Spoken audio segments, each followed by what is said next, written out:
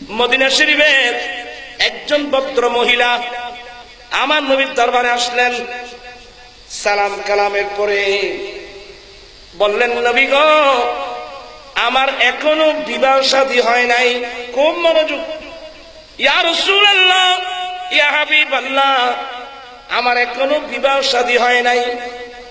বিবাহের প্রস্তাব আসছে, কিন্তু ইয়া রাসূলুল্লাহ, স্বামীর অধিকার কি আমি তো জানি না। এই জন্য আমি হানা কিছু না বলে সরাসরি আপনার দরবার আসলাম। আপনি আমাকে স্বামীর অধিকার সম্পর্কে অবহিত করুন। আমি শুনবো, শিখবো, তারপর গবেষণা করে দেখব স্বামীর এই অধিকারগুলো আমি আদায় করতে পারবো কিনা। ইয়া রাসূলুল্লাহ, স্বামীর হক যদি আমি আদায় করতে পারি তাহলে আমি স্বামী গ্রহণ করব। আর যদি স্বামীর এই হকগুলো আদায় করতে না পারি, আমি স্বামী গ্রহণ করব না। আল্লাহর প্রেমে আমার গোটা জীবনটা কাটিয়ে দেব। আচ্ছা বাজি ভাষায় এ মন মানসিকতার মাই বর্তমান সমাজ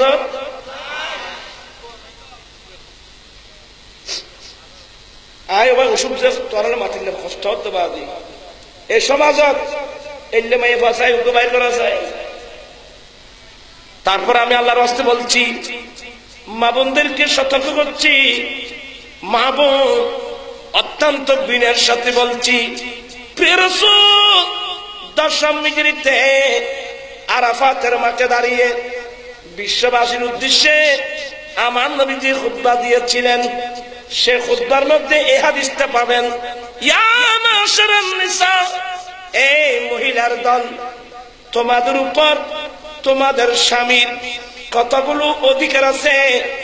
1 নম্বর অধিকার হলো, তোমার স্বামী ঘরে নাই, তোমাদের রুজি রিজিকের সন্ধানে স্বামী ঘর থেকে বেরিয়ে গেছে।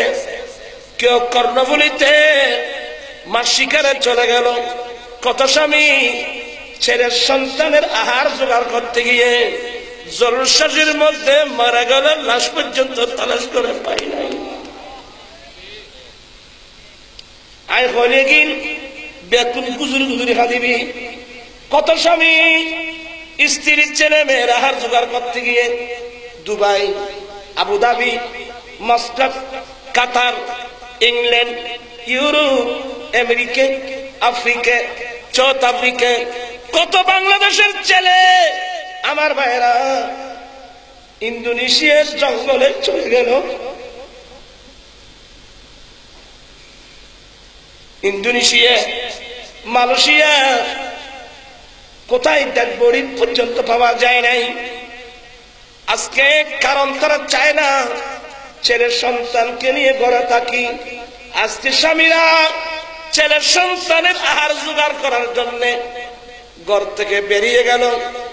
চোখের পানি দুজারে পড়তেছে। এয়ারপোর্ট যখন গেল, প্লেনের দরজা দাঁড়িয়ে 2 চোখের পানি চলতেছে।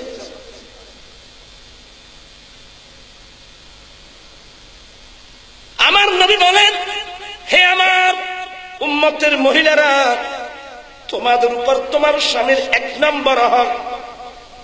তোমার স্বামী ঘরে নাই, তোমাদের রুজি রিজিকের সন্ধানে ঘর থেকে বেরিয়ে গেল। গোটা ঘরটা তোমার, গোটা ঘরের মধ্যে তোমার রাজত্বী। একজন স্ত্রী চাইলে নিজের স্বামীর ঘরকে বেহেশতের বাগান বানাতে পারবে। আবার একজন মহিলা চাইলে স্বামীর ঘরকে জাহান্নামের গাড়ায় পরিণত করতে পারবে। মনীষীরা বলে না, রাজার দোষে রাজ্য নষ্ট, প্রজা কষ্ট পায়, নারীর দোষে সংসার নষ্ট, শান্তি চলে যায়। তোরা সির ভাই হলে খাতায় ভরিয়ে দেন ব্যাগি, রাজার দোষে রাজ্য নষ্ট, প্রজা কষ্ট পায়, নারীর দোষের সংসার নষ্ট, শান্তি চলে যায়। তোমার স্বামী তোমাদের রিজিকের সন্ধানে ঘর থেকে বেরিয়ে গেল।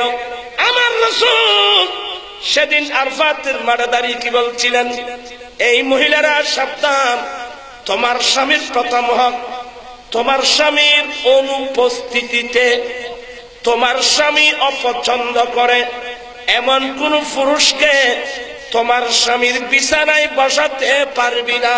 হারাম হারাম হারাম।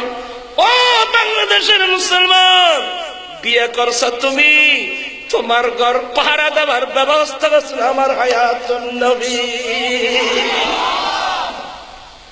এই দরদির জায়গা বন্ধু রাখিও অন্তরে, এই দরদির জায়গা